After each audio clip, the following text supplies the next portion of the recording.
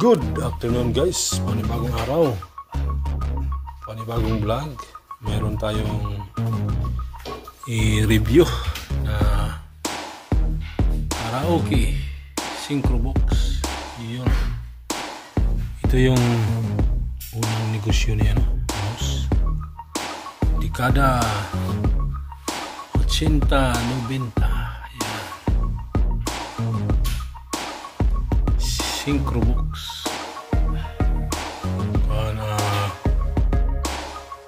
300 watts. Ano?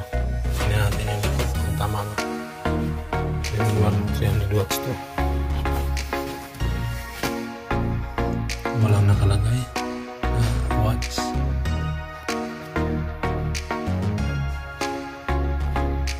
Ito yung pangalawa.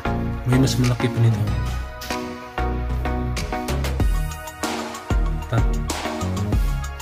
Yung pangatlo nila, yun yung nauna ko na vlog. Yung pinaka ano nito, yung pinaka mas maliit. Ito regular. May jumbo pa nito tinatawag. Yan guys. Ang sira nito ay sunog ang kapasitor. Bloated na yung kapasitor. Binuksan ko na to. Tapos yung may sunog na rectifier, yung pinaka-diode niya. Tagal to nakatambay, mga halos 10 taon na. May 10 taon na nakatambay ito. Ano, ilang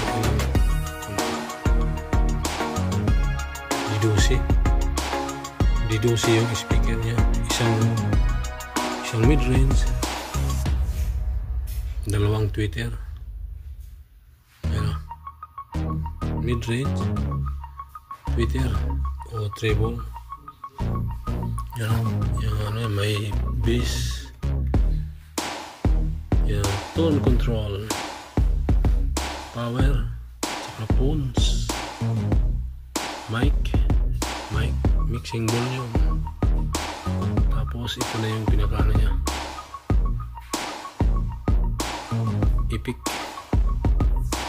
loudness, magic voice. Ibabaw yung AM, FM stereo. Tapos tuning parameter. Ayan. Tapos tip. Ito yung pinaka-cassette niya. Ayan o. Cassette player. Side A. Side B. Ayan o. Lawa-lawa na. Tapos handle niya.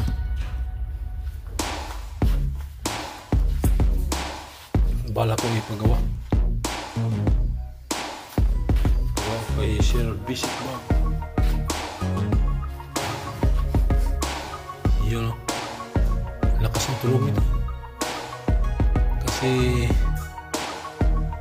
nasa 12 to 15 volts ang ano nito. Dalawang transformer. Mali. Isang transformer pero dalawa ang output niya. EI. Guys, ano bang inisip ko, ito lang yung pisa lang niya ang tatanggalin kahit hindi nabuo. Dito na bubuuhin. Yan guys, ang antik. Buksan ko nga para makita niya. Ang ganda guys, di ba? Subwoofer style yung ano niya, speaker.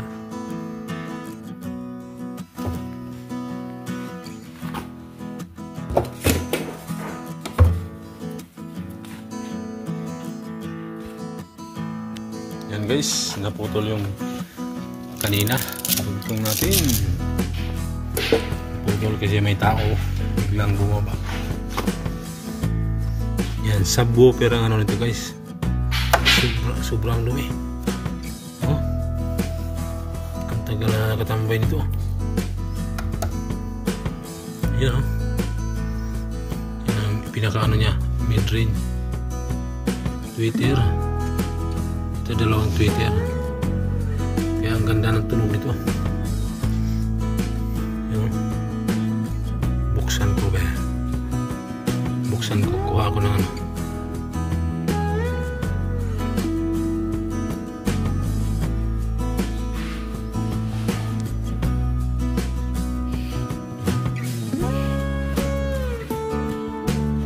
Guys, buksan ko sana. Wala ako na ano. Guys, bubuksan ko na para masilip natin yung loob.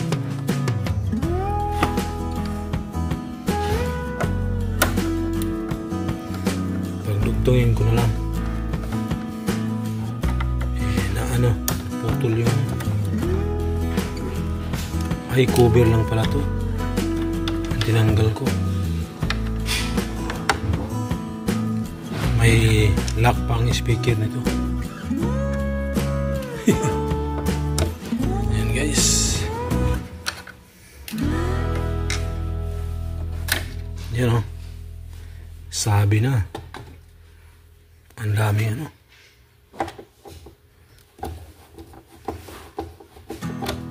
Oops.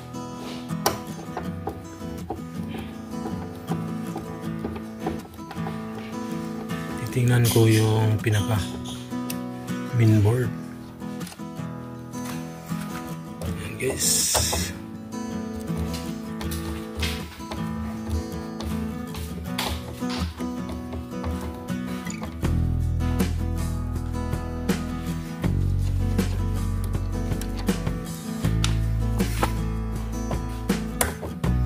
Mga ka-sound.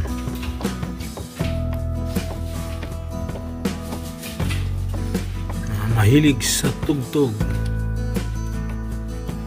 mahilig sa music lover.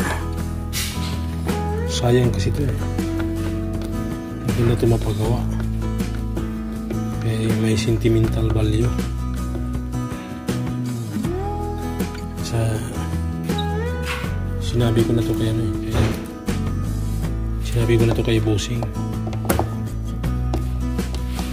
Idaan ko ang lapit lang ng pagawaan sa Tumana, Marikina.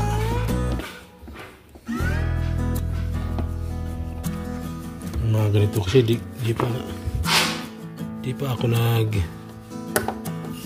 attempt na magawa ng mga ganito.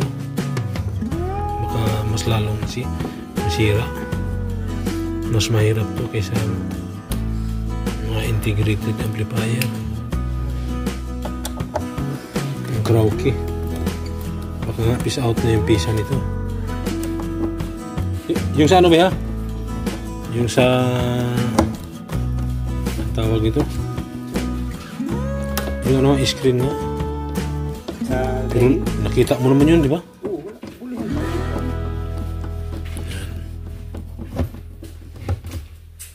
Guys, makita natin sa loob guys.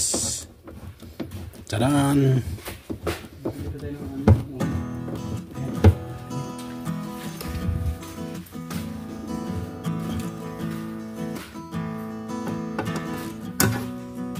Huwag mong tusukin. Ang kontek man, huwag mong tusukin. Yan guys.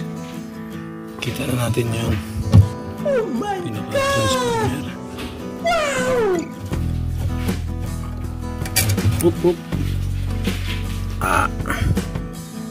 Uy.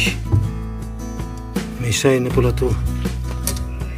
Na nagawa na. Tulo.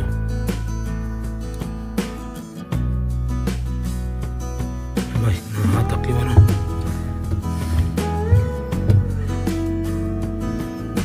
Fuse. Rectifier. Kapasitor. fuse niya. Ang fuse niya buo.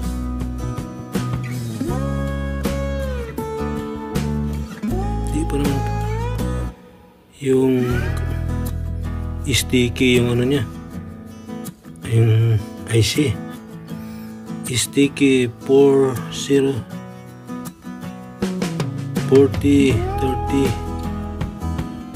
DAS, you know, power amplifier. Mayroon siyang malaking transformer na dual output, orange, black, orange, tapos gray, yellow, tapos supply nya black, brown, yung supply, power supply. Ito na yan. Ano itong haba dito sa loob, tinulak. Yan guys, hanggang dito na lang guys, pasilip. Ayun, sarado sa taas, parang naka-kwarto.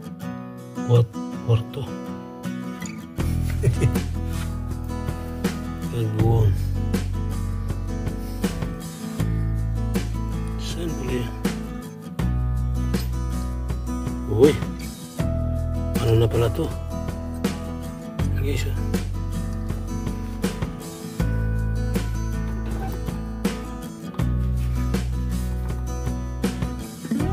Meron na siya.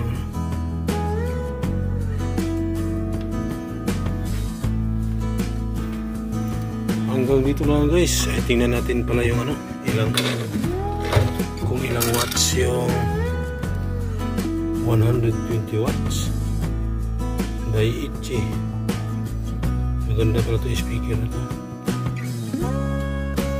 4 ohms Daiichi, yung lumang pangalan ng targa. Yun.